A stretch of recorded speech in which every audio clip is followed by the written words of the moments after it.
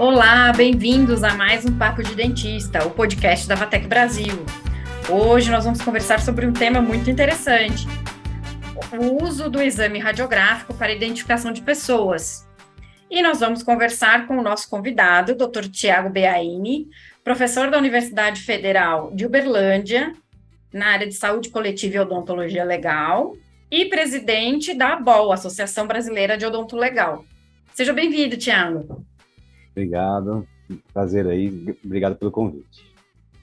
Então, vamos lá, a gente às vezes escuta, né, vem alguma reportagem, alguma coisa, geralmente noticiário policial, né, que pode usar a imagem, que fez a identificação por alguma imagem radiográfica. Conta um pouquinho para a gente como é que isso funciona. A identificação humana, eu acho que é o ponto de técnica, né, da odontologia legal, que vai se dividir em várias áreas, né. A odontologia legal, ela atua na área administrativa, em nível de CFO, na área civil, né, nas perícias de processos contra dentistas ou dentistas contra pacientes, né, e outros que envolvem a qualidade do serviço. Mas na área criminal, basicamente no reconhecimento, na identificação de vítimas, né, é a área que o perito odontologista mais sobressai o seu serviço, o seu trabalho, né. E, basicamente, a gente tem, né, como ponto conceitual, que acho que é interessante a gente deixar para o público bastante eclético, que eu imagino que possa ter alcance aí do podcast, né, que não sou especialista, que há uma diferença entre identificação humana e reconhecimento. Então, olha, o reconhecimento... que interessante. Então, vamos lá. Aí já é um ponto que a gente não imaginava. Vamos lá. O que é... qual é a diferença, então? Muito bem, né? O reconhecimento, ele é basicamente uma forma, né, de você individualizar a pessoa, mas que conta com o subjetivo da memória de alguém. Por exemplo, né, você vê um retrato falado e a pessoa fala assim, eu acho que eu vi esse sujeito passando por aqui.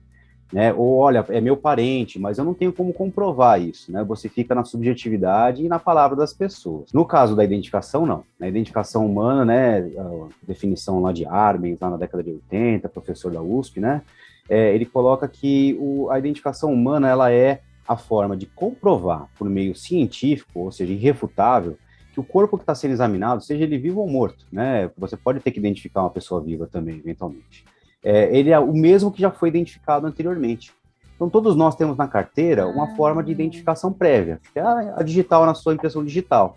Se isso aí, de repente, aparecer, você está identificado, né? O corpo está identificado como sendo ele mesmo. Só que diferente dessa constatação de fé pública, né? De guarda do Estado, que seria a impressão digital, na radiologia forense, a gente tem um papel fundamental da odontologia como um todo, que extrapola os legistas, né? Seria aquele guardar da radiografia, de você ter uma radiografia bem processada, com a anotação correta, num prontuário bem adequado. Então, qualquer dentista pode se ver em determinado momento dentro de uma situação de identificação humana. À medida que uma vítima ela tenha passado por tratamento com qualquer dentista, fala, olha, eu preciso da documentação de fulano de tal. Né? E aí a gente já começa essa conversa, talvez ressaltando que o papel principal não é nem do legista, porque o legista está treinado para fazer isso. Ele vai olhar a radiografia, ele vai conseguir identificar, e a gente pode abordar um pouquinho mais da técnica já. Mas eu queria deixar o recado para o dentista clínico geral, ou de qualquer outra especialidade, que tenha isso sempre em mente. Você não pode ser um entrave entre uma família e seu desaparecido. Né? Você não pode ser aquela pessoa que, de repente, seria o... Já imaginou se o dentista não tem tudo, não tem a radiografia, não tem a documentação correta do paciente, ele não vai conseguir ajudar? Muito pelo contrário, ainda vai aparecer o erro dele, né? E piora, a família e a pessoa você não vai conseguir conectar, é isso? Exatamente, né? Porque como eu preciso de um método que eu comparativamente tenho um corpo sob exame e comparo com um registro prévio, esse registro prévio se perde caso o paciente não tenha o seu prontuário bem guardado lá. Né? Então, fica crucial e talvez um dos principais entraves para a odontologia legal identificar uma pessoa é o dentista ter isso bem guardado. Deixa eu te perguntar, você falou aí uma radiografia bem processada. Entendo que ainda até em consultório ainda existam alguns dentistas que usem a caixinha de revelação, né, revelador, fixador, e use o filme convencional. Mas hoje a gente já está na era digital. Também é válida a imagem digital. Ou tem que ter algum tipo de certificação nessa imagem? Olha, pelo que eu vejo nos processos, né, que eu sou perito, ou mesmo em casos que eu tenho contato, né, eu acho que tem uma imensa maioria que, infelizmente, se mantém, né, nas radiografias analógicas, se poderia chamar assim, que não seria o termo certo, com certeza, né? Se um é digital, por exclusão, o outro é analógico. Por exclusão, o outro vai ser analógico, mas tá, entendemos, né? O filme radiográfico, a revelação, processamento e a guarda dessa radiografia, né? Exatamente. Mas tem muita gente que ainda usa, então. Tem muita gente. Infelizmente, talvez por poder aquisitivo, talvez complexidade de alguns sistemas, né? Tem muito dentista que ainda não migrou, né? Mas esclarecendo até a pergunta, né? A imagem digital, ela seria sim aceita na identificação humana, né? Desde que ela não sofra nenhuma alteração. E aí, no campo do digital, é interessante dizer que você pode ter melhorias, né, ou improvements, ou enhancements da vida que os softwares eles permitem, né, mas que você guarde a original sempre, óbvio, mas que você não evite fazer qualquer adulteração em um software de edição de imagem, né? O que seria uma adulteração? É você mudar alguma característica que seja usada para diagnóstico. Uma fotografia de boca, por exemplo, né? Você mudar a cor da gengiva de um vermelho vivo para um rosa, você adulterou a capacidade diagnóstica, né? Você vai precisar de uma periodontite com uma gengiva sadia, talvez, né? Boa, verdade. Nas radiografias, né? As radiografias, elas têm lá, às vezes, aquele canal que não chegou no ápice, e aí a pessoa vai lá e adultera para chegar, para conseguir, por exemplo, um repasse de convênio. Eu não acredito. Isso é comum? A adulteração da imagem a esse ponto? Infelizmente é comum, né? Todo grande credenciamento e convênio tem um setor específico para vistoria de fraudes. Inclusive tem alguns dentistas que são flagueados ali no sistema para passar por esse pente fino, digamos assim. E já foi descoberto, eu já tenho notícias assim, de descoberta, inclusive, de dentistas que tinham dentro da sua folha de pagamento, ou seja, dentro do consultório, um rapaz ali, um bom do Photoshop, que fizesse o preparo final do canal ali, digamos assim, né? Eu não acredito nisso, mas... E aí eles investem em tecnologia para pegar, inclusive, isso. Né? Existe tecnologia, então, para você identificar essa fraude? Sim. Primeiro, assim, pelo metadado, né? Se passou ali por uma adulteração e passando, inclusive, uma análise de pixels mesmo, né, do alinhamento dos pixels natural da imagem, né, que se foi, de alguma forma, adulterado. Ou seja, desde perícia simplesinha, simplesmente checar os metadados, até, de fato, analisar a imagem nos seus componentes mais básicos, que seria o pixel ali, né? Então, mesmo digital, olha lá, pessoal, mesmo digital existe como pegar a fraude. Então, vamos lá e trabalhar dentro da ética, né? Dentro do que a gente deve considerar como correto e como ético dentro da profissão, né? É isso que a gente tem sempre que defender. Que pena ouvir uma coisa dessa, é realmente frustrante até. O Odonto Legal, infelizmente, lida, diria... Às vezes não é tão legal, se me permite o trocadilho. Às vezes não é tão legal, quando pega um caso desse, imagino. O professor Rodolfo Melani da USP que diz, né, a vida como ela é, né? Ou seja, naquela citação de Nelson Rodrigues ali, assim, às vezes na pior mazela da humanidade, a odontologia legal vai estar em contato ali com o que é odontológico, o conhecimento técnico do cirurgião dentista a serviço da justiça, né? Tá. Mas voltando lá, então aí você recebe a imagem digital e mesmo ela sendo digital, vamos supor que não tem alteração, que a pessoa foi correta e agiu corretamente e enviou essa imagem. Ela é válida também. É válida também. Até que se tenha algum tipo de motivo para suspeitar, né, o cirurgião dentista goza ainda de uma credibilidade bastante grande, à medida que ele tem o seu prontuário organizado, etc., dificilmente esse profissional vai ser questionado, seja num atestado ou uma radiografia apresentada ali para a justiça, né, dificilmente esse profissional vai ser questionado por algum motivo ali, né. Agora, uma vez comprovado que o corpo está sendo examinado, ele tinha uma radiografia prévia, né, não teria como ter sido fraudado isso de alguma forma, ela vai servir como material anti-mortem, né, ou material em vida ali, né, antes da morte, para que a pessoa tenha um registro prévio, sabendo que é ele, porque estava na prontuária do indivíduo, e aí o papel do perito vai ser reproduzir essa radiografia em termos de exposição, angulação, distância focal e etc., para conseguir chegar a uma imagem, se não idêntica, né, muito próxima da imagem inicial, que comprove por características anatômicas ou outras produzidas por nós mesmos, dentistas, né? São 160 faces que o dentista pode produzir uma restauração e etc., né? Que vão acabar Verdade, eu nunca tinha individualizando. feito a conta. E aí a gente pode ter, assim, um número de combinações quase infinito ali de restauração. E se eu contar com a imagem, né, eu ainda vou ter uma particularidade. Um sujeito pode passar a vida fazendo restauração de primeiro molar inferior direito e ele jamais vai fazer duas idênticas ali em termos da condição prévia por cárie, o desgaste que ele teve que fazer para colocar o material lá, ou a própria anatomia e oclusão e etc. Ou seja, somando isso a dilaceração de raiz, furca, nível ósseo e etc., eu vou ter condições para individualizar uma pessoa. Que interessante. Que interessante. E então, existe uma outra vertente que eu sei que é a identificação do feminino e masculino. Na verdade, né, a determinação do sexo, né, hoje a gente utiliza para sexo biológico, né, o termo sexo, e deixa o gênero para a parte social, da antropologia, né, mas a antropologia Sim. física, ela vai tratar desse dimorfismo genético, né, oriundo das pessoas, né. Do ponto de vista dental, é muito pouco provável que você consiga ali dados suficientes, né, em radiografias, né, tradicionalmente odontológicas, para conseguir determinar que a pessoa é do sexo masculino ou feminino. Mas, por exemplo, a gente tem hoje, e a gente pode englobar em radiologia a tomografia, né, ou seja, vamos Era aí que eu queria chegar, onde a gente chega no 3D. Exatamente. A gente vai aproximando, talvez, desse 3D, como tudo que vem de radiação ionizante hoje compreende a radiologia forense, né? Alguns IML já possuem, dentro dos seus próprias instalações ali, equipamentos de tomografia, geralmente tomografias FANBIM, né? A tomografia médica, que permite o registro do corpo inteiro. Nós não temos um limite de radiação, ou seja, todos aqueles princípios de Alara e Alada, né? Não são tão aplicáveis ali no caso do contexto forense. Não vai ter, porém, não tem, né?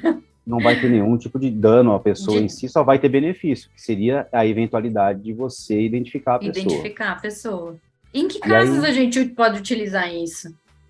Então, a antropologia física, né, ela se dá num contexto em que eu não tenho registro prévio. Então, vamos sair ali do método de identificação humana, de comprovar que o indivíduo é o mesmo que foi registrado anteriormente, porque para esse contexto eu preciso necessariamente ter uma informação prévia. Eu preciso ter uma guia investigativa que me diz, olha, um evento, por exemplo, como uma queda numa aeronave. É um avião que cai, ele geralmente é um evento que eles chamam de evento fechado, porque ele tem uma lista de pessoas a bordo, né? Eu tenho, de 100 pessoas ali, eu sei quem estava no avião. Talvez eu não saiba exatamente a posição, e nem o manifesto dela e a cadeira que ela foi encontrada poderia ser suficiente para identificar uma pessoa. Né? Nem se ela tiver com o relógio dela e etc. Eu teria que ter um método de identificação. Aí, quando eu não tenho uma ideia de quem seja a pessoa ainda, eu posso lançar mão dessas estimativas da antropologia. A antropologia ela vai sustentar em cima de alguns pilares, basicamente a determinação do sexo, né, que é dicotômico, sexo masculino e feminino, e aí eu tenho as estimativa de idade, de estatura, e de ancestralidade. Você vai ter ali vários índices que podem talvez te dar, olha, um indivíduo mais próximo do asiático, do europeu, do africano, né, ou seja, das etnias mais comuns ali, né. E aí a tomografia ela vem muito a calhar, porque a tomografia do crânio todo, né, que você consegue fazer, seja a Cone-Beam ou a FANBIM, você consegue ter um modelo 3D com exatidão de medidas, né, medidas 1 para 1. E aí você pode medir como se estivesse com o corpo, com o crânio na mão, sem mesmo ter passado por aquele processo de perda de tecido, por exemplo, né. E aí vamos supor que você coloque o sexo do masculino e feminino, né, a grossíssimo modo eu já teria aqueles 100 passageiros lá que eventualmente foram vítimas de uma queda de avião, eu já tenho metade para comparar. Se eu estratificar isso ainda em idade, que seja criança, jovem, pela própria dentição você pode fazer isso, é mais um uso da radiologia forense, né? Você pode ter pela panorâmica métodos de estimativa da idade que chegam a 3 meses ali, para mais ou para menos de certeza. E isso, assim, eu faço com meus alunos de graduação aqui na UFO, né? A gente faz o teste com eles e eles chegam ao resultado ali, praticamente, né? Na primeira tentativa só, pela análise dos estágios de desenvolvimento dental. E aí, nesse contexto, você faz a estimativa da idade e consegue, eventualmente, separar ainda mais aquelas 100 pessoas. Você vai estar tratando de grupos de 5, 6 pessoas, talvez, né? O idoso, o mais jovem. Aí, né? Você citou aí a radiografia panorâmica. Mas você não tem como saber que aquela pessoa tem a radiografia panorâmica prévia ou não. Como é que você descobre? Como é que é isso? Só a panorâmica, né, vamos supor, durante o desenvolvimento, até os 21 anos, digamos assim, você consegue muitas vezes analisar o estágio de desenvolvimento dental e determinar se a pessoa se ela tem 14, mas você precisa solicitar essa 7. panorâmica lá para o dentista que fez o tratamento daquele paciente. Você faz do crânio, você faz do corpo, eventualmente, até a tomografia, né? Você tem aquela curva do MPR, por exemplo, ela serve como panorâmica suficientemente boa para isso. A reconstrução panorâmica da tomografia serviria para esse tipo de avaliação. Porque eu fiquei imaginando, ele deve pedir para o dentista a panorâmica, porque como é que ele vai pôr o corpo para fazer uma imagem panorâmica, né? Considerando que a gente faz o exame em pé, né? Ou a radiografia panorâmica. Então, de duas uma, ou você solicita panorâmica prévia, né? Ou então, realmente, agora você citando, interessante, a reconstrução panorâmica, e aí deixa claro, né, para quem está ouvindo, que a panorâmica da tomo não é a panorâmica original, né? É uma reconstrução, um corte que parece uma panorâmica e que serve para fazer esse tipo de avaliação. E aí a gente conseguiria fazer com o paciente deitado. Aí você consegue fazer pela tomo, né, do cadáver ali. Porque o que você precisa, na verdade, determinar é o estágio de Nola. São 8 estágios, né? Desde a formaçãozinha da coroa, um terço de coroa, metade da coroa completa, e aí você vai evoluindo nos estágios de Nola, e assim, os estudos antigos, né, como o método de Nicodemos, Moraes e Médici, por exemplo, a quem tiver interesse de procurar, né, são há décadas aí para trás já, que tem uma precisão muito boa em brasileiros. E aí você faz a estimativa do estágio de Nola para o primeiro molar superior, por exemplo, né, direito, você tem mais ou menos o intervalo que aquela criança deveria estar naquele estágio de desenvolvimento. E aí você pode colocar um mínimo e um máximo, e aí ir calculando mínimo e máximo para cada dente, vai fazendo a média, vai diluindo o erro, né, de uma eventual desenvolvimento mais precoce de um dente ou outro, etc. Entendi. E aí você consegue chegar na idade. Então, tudo isso a radiografia chega. E aí, a partir do momento que você lança a mão da antropologia física, eu posso procurar por aquela pessoa e aí sim fazer uma análise comparativa e cumprir aqueles requisitos da identificação humana, né, de provar que aquele corpo é o mesmo registrado anteriormente. É o registrado. Que ótimo, que interessante. Eu realmente não fiz a ligação com a reconstrução panorâmica. Muito interessante. Muito interessante. Eu lembro, no tempo de faculdade, que a gente teve que usar modelo. O modelo de gesso também dava para utilizar nesse reconhecimento? Com o modelo de gesso, se tiver características... E o escaneamento, que agora está tão na moda? Também escaneamento intraoral. É um recurso possível, né? Inclusive, assim, com um escaneamento intraoral, né, aí entra uma outra seara que talvez seja a identificação por meio de ferramentas 3D, né? Então, por exemplo, existem várias formas de eu tentar, com uma tomografia pós-mortem, por exemplo, identificar. Vamos supor que o indivíduo fez um implante e ele tenha, né, o formato dos seus arcos. Você pode fazer uma segmentação a partir daquele threshold específico para osso e dente, né?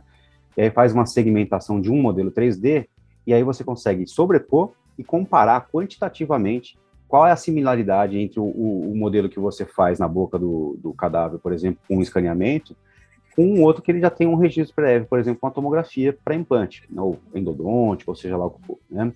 Então é possível fazer, eu tenho um artigo, por exemplo, que estuda os seios frontais, que é uma estrutura muito boa de segmentar, exatamente por ter ali uma cortical bem clara, né, de divisão, embora o limite inferior não é tão bem dividido, mas para cima da linha ali dos olhos, por exemplo, eu tenho um bom limite dela.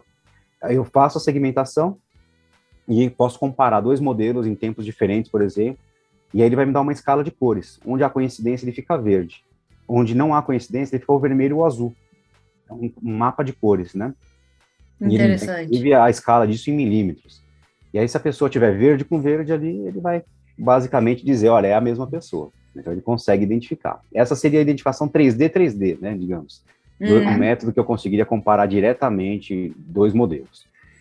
Agora, eu poderia fazer isso, né, por exemplo, num contexto, até o trabalho da minha esposa, né, a Janaína Cury, ela fez um trabalho onde ela faz a tomografia pós-mortem, e aí ela faz radiografias, no trabalho dela ela usou radiografias com erro, sem erro, ou seja, para não falar assim que é uma situação controlada, né? E, eventualmente, você consegue, por meio de manipulação da angulação na MIP, né, softwares como o Horus, o Osiris, eles permitem você manipular em tempo real a direção, né, dessa MIP, e você consegue imitar a geometria que tinha aquela radiografia inicial. Lembra da técnica de Clark? Lógico. Então, a técnica de Clark tem, né, uma parte tá mais próxima, a técnica da paralaxe. Exatamente. Não é? Então, se eu mudo o meu foco de raio-x ou meu filme, né, eu vou ter uma sobreposição, ou uma raiz vai se anteriorizar a outra, né, na imagem, né? Sim. E aí, com essa mesma técnica, você consegue reproduzir, né, usando medidas e pontos de referência, você consegue reproduzir a mesma imagem e sobrepor. Literalmente sobrepor, né, que aí você consegue recortar de uma imagem e colar em cima da outra por camadas, né? E aí você consegue... porque você consegue fazer o ajuste exatamente na angulação que foi feita a primeira imagem. Exatamente. E aí você consegue reproduzir detalhes anatômicos, né, bem característicos, né, como a forma com que as raízes se interrelacionam, uma dilaceração, por exemplo, em determinado sentido, né? E aí, então você consegue fazer uma identificação do 3D com o 2D. Então, hoje, a tomografia tem se tornado assim, uma ferramenta interessantíssima para esse tipo de registro. E a antropologia, como a gente falou, né, permite análise métrica, né, do crânio por meio do modelo 3D segmentado dele também. Ele permite, inclusive, a reconstrução facial forense, né, que você, a partir do modelo, conhecendo a espessura de tecidos moles em vários pontos da face, a gente consegue trabalhar hoje digitalmente e reproduzir a aparência daquele indivíduo como ele deveria estar, mais ou menos, uma estimativa, né, uma aproximação, né, como ele deveria estar no momento da sua morte, ou seja, na idade que ele morreu. Que interessante. A partir do modelo fica bem, a partir do modelo da tomografia, você consegue fazer alguns ajustes e ter a pessoa como ela estava no momento da morte. Exatamente. Inclusive, junto, né, da UFO com a USP de São Paulo, né, o professor Rodolfo, a gente produziu juntos um projeto que foi contemplado pela CAPES, né, no projeto PROCAD, um edital que foi feito exatamente para ciências forenses, saúde e segurança pública. Então, o nosso foi o único projeto de odonto e visava exatamente isso. Lá nos IMLs, eles têm ou a tomografia ou a fotogrametria também, que é muito parecido aí com o processo de tomografia, né? São várias imagens, várias angulações que o computador consegue reconstruir no modelo 3D. E aí a gente manda para São Paulo, eles fazem o ajuste dessas imagens, os meus alunos aqui colocam os marcadores de tecidos moles e eu faço a reconstrução. Então a gente tem uma linha de montagem com IMLs como o Tocantins, Roraima, São Paulo e Minas Gerais. E aí eles fazem, o número de desaparecidos, né, que hoje tem sido um tema muito relevante em saúde e segurança pública, é muito grande, né? Só em São Paulo, por exemplo, né, desaparecem mais de 400 pessoas por semana. Nossa, mas que número absurdo! Desculpa, nem isso. São enterrados, são inumados 400 pessoas sem identificação e sem nenhuma família reclamando. Então, são 400 pessoas que são enterradas por semana, que ninguém sabe quem é, exatamente. E ninguém reclama, né, a falta, e você simplesmente morreu e tem que enterrar. Exatamente. Gente. Aí que entra o contexto do registro 3D das pessoas, porque se um dia aparecer uma família, eu não preciso exumar a pessoa, né, removê-la de onde ela estava ali, para identificar, né, eu posso ter o registro prévio guardado, e aí, eventualmente, eu posso... Então, aí entra como protocolo seu fazer sempre essa reconstrução de todos eles. Seria um protocolo, seria assim, eu diria que seria o esforço final, né? Quando você não tem nenhum outro recurso, eu já tentei a estimativa da idade, determinação do sexo, etc., e não encontrei uma família que estivesse procurando alguém com aquele perfil. Então eu posso fazer uma reconstrução e divulgar. E aí, eventualmente, nessa divulgação, alguém pode, olha, parece um parente meu. Se parece, apresenta uma radiografia, né, um exame de DNA, algum parente vivo, alguma coisa que você possa fazer uma comparação e aí sim comprovar que aquele corpo é o mesmo registrado anteriormente, né? E aí dá uma luz, dá uma chance de uma luz. A gente não tem, né, óbvio, muita gente que desapareceu queria estar desaparecido, a gente tem dificuldades que vão além, né, administrativas, por exemplo, cada polícia é estadual, elas não se conversam tão bem muitas vezes. Então Acho que não tem um banco unificado. Não. Hoje tem sido feito vários esforços, caminho de unificar, pelo menos as pessoas que estão buscando desaparecidos, inclusive com registro de DNA, a entrega de documentação a grupos específicos, né? A Secretaria de Segurança Pública tem trabalhado, assim como a Cruz Vermelha Internacional, né? Tem trabalhado nessa busca de desaparecidos, e inclusive tem odontologista, né? O Dr. Frederico, lá na Cruz Vermelha Internacional, lá tivemos um evento recente ali, exatamente focado na busca de pessoas desaparecidas e na melhoria de sistemas para eles. Então, a todo momento, a odontologia, desde essa identificação humana pela radiografia até as outras métodos auxiliares, né, a odontologia ela tem um destaque nessa análise antropológica. Isso não tinha ideia disso. Nos deixa muito motivados aí com esse projeto do Procad, né, exatamente porque a chance de a gente fazer um esforço de 4 anos, que é a duração do edital, que venha a fazer inúmeras reconstruções faciais, né, teve reconstrução facial já de São Paulo, de Tocantins, de Roraima, vai entrar uma, inclusive, do Chile, que pediram ajuda. Olha! Né?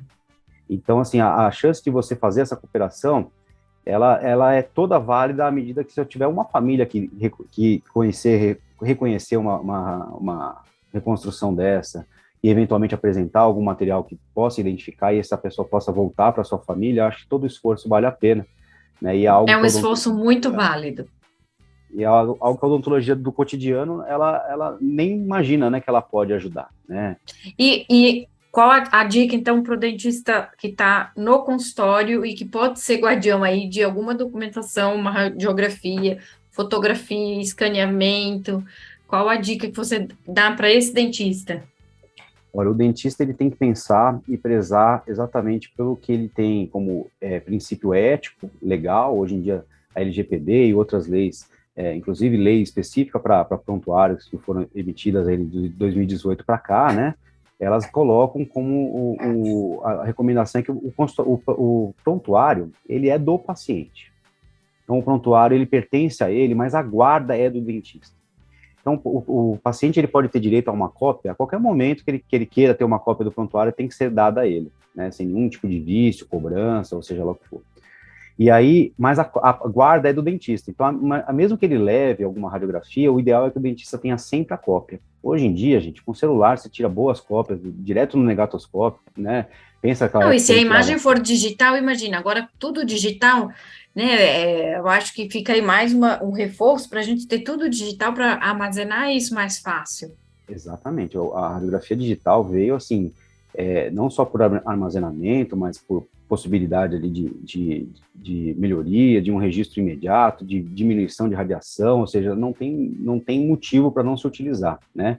Então, não só façam as radiografias que são preconizadas na técnica, né? Tem muita gente que às vezes deixa de fazer radiografias importantes, vamos supor, tratamentos endodônticos, né? A radiografia final, por exemplo, seria importante para o diagnóstico, né? E muita gente às vezes deixa de fazer, deixa de guardar, aquela radiografia que vai para a gaveta ali, sem nome, né? O próprio Código de Ética, que nem é novo mais, já tem 10 anos, ele já previa que nenhuma radiografia deve ser feita sem um laudo, né? Sem alguma coisa escrita ali, né? Então, guardou na cartelinha, tem que ter a data, tem que ter o nome do paciente, e tem que ter, inclusive, o motivo diagnóstico pelo que você fez. Olha, cárie... O porquê foi feita e qual foi o diagnóstico que você obteve. Exato, né? Seria, assim, o mundo ideal. O mundo perfeito.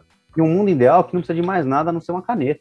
Ou seja, não estou falando de um esforço magnífico e magnânimo que você vai chegar a ter uma diminuição da qualidade de vida. Não é isso. Pelo contrário, né? Você fez o negócio na ponta dos dedos mesmo, levar a odontologia na ponta dos dedos ali, né? Você, com todo o cuidado do mundo, realizou ali uma boa a radiografia, fez uma imagem, você guarda na pastinha do paciente, você guarda no prontuário eletrônico, você guarda da forma que você puder fazer isso de forma adequada, com backup, né? Não pode ser um negócio que pegou fogo na clínica, sei lá, passou uma E chuva se perdeu, né? magnética Foi, do foi, sol e se foi. perdeu, Ou seja, né, eu brinco que na hora do vamos ver, né, é o cachorro que comeu, o ET abduziu, cadê a documentação desse paciente? Ah, eu não sei, né, eu não guardo. Eu já recebi, né, em processo, cadê a radiografia dessa paciente? Olha, você tem que entender, temos muitos pacientes, nós não conseguimos guardar as radiografias de todos os pacientes. Então, você não consegue atender tantos pacientes, na verdade, né? Porque não é um que depende do outro, e sim, né, a guarda é que te determina quantas pessoas você consegue atender direito. Não tem como fazer pela metade, né? Então, fazer pela metade, fazer desse jeito é melhor não fazer, Exato, né? né? A radiografia, então, ela transcende aquele momento diagnóstico, já fiz, eu posso jogar fora? Não pode. Né? Aquilo ali tem que ficar, tem que ser guardado, né? E apesar, né, do espaço físico E hoje já... guardado direito, né? Se ainda for se a gente falar ainda convencional no filme, nada de ficar grampeando, como a gente cansou de ver, né, Tiago? Que faz a pele Grampeando, apical e grampeia na ficha do sem paciente, secar e o direito, grampo pega bem em cima do que você está avaliando. é dureza, é exatamente assim. E aí, então, assim, essa é a dica para o dentista que eventualmente não quer ser legista, acha interessante, mas não quer participar de nenhum processo desse, ele pode se ver no meio dessa roda aí, né? E como é E ele que, não, o dentista ele é intimado? Como é que isso chega para ele?